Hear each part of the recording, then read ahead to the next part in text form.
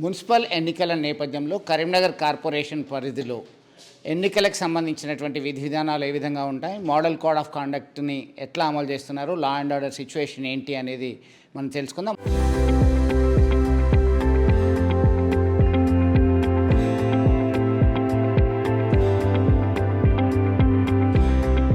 మనతో మాట్లాడడానికి Karimnagar police commissioner Ghouse అలం ఉన్నారు. సార్ చెప్పండి, ఎట్లాంటి సిచ్యువేషన్స్ ఆర్డర్స్ ఇష్యూ చేయడం జరిగింది రిగార్డింగ్ ఎలక్షన్? అంటే మొన్ననే గ్రామ పంచాయతీ ఎలక్షన్స్ అయిపోయినాయి అండ్ మున్సిపల్ కార్పొరేషన్స్కి సంబంధించి ఎన్నికల బందోబస్తుకు సంబంధించినటువంటి ఎట్లాంటి ఆదేశాలు జారీ చేశారు మీరు? నమస్కారం. ఇప్పుడు second ordinary municipal election last week announce చేయడం జరిగింది బై స్టేట్ ఎలక్షన్ కమిషన్. దీంట్లో కరీంనగర్ జిల్లాలో ముఖ్యంగా కరీంనగర్ కార్పొరేషన్లో 66 వార్డ్స్ ఉన్నాయి. ఇది కాకుండా హుజూరాబాద్, జమ్మికుంట అండ్ చొప్పదండి మున్సిపాలిటీ కూడా ఎలక్షన్ ఉంటాయి.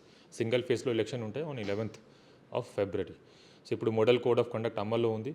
సో దీని related we have started enforcement bind over of all trouble mongers, previous election offenders. ఇది కాకుండా ఎవరి దగ్గర ఆర్మ్స్ లైసెన్స్ ఇష్యూడ్ ఉంటే వాళ్ళకి వెపన్స్ డిపాజిట్ స్టార్ట్ అయింది.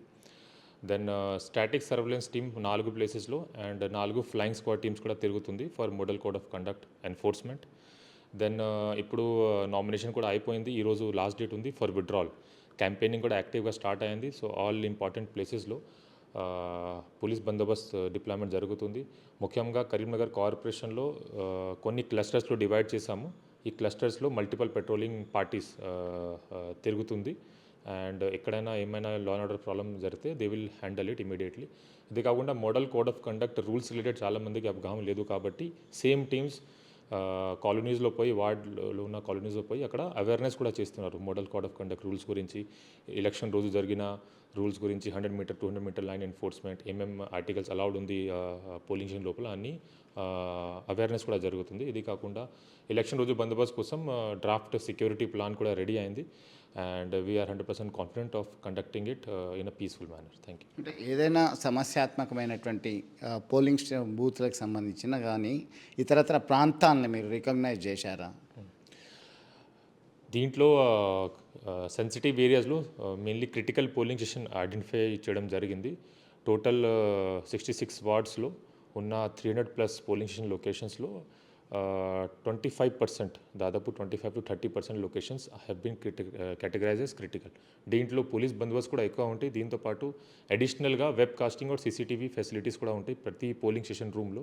సో దట్ ఏమైనా అలిగేషన్ వస్తే, ఏమైనా ఇష్యూ అయితే మన దగ్గర ఎవిడెన్స్ కూడా ఉంటాయి అండ్ ఎక్కువ పోలీస్ డిప్లాయ్మెంట్, ఎందుకంటే ఏమైనా లాండర్ అయితే ఇమీడియట్గా అది సాల్వ్ చేయడానికి. ఇది కాకుండా మల్టిపల్ పెట్రోలింగ్ పార్టీస్, రూట్ మొబైల్స్తో పాటు ప్రతి 2 రూట్స్కి ఒక ఇన్స్పెక్టర్, క్లస్టర్ ర్యాంక్ ఆఫీసర్ పెట్రోలింగ్లో ఉంటారు.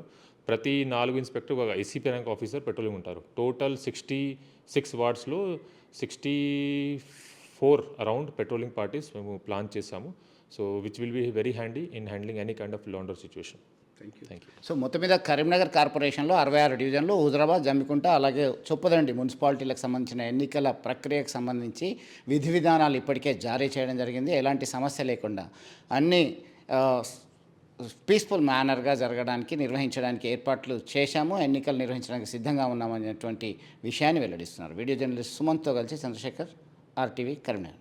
Local to global news at your finger tips. మీ చేతిలో ఒక ఆయుధం. Download Raw TV app. Media legend Ravi Prakash is back.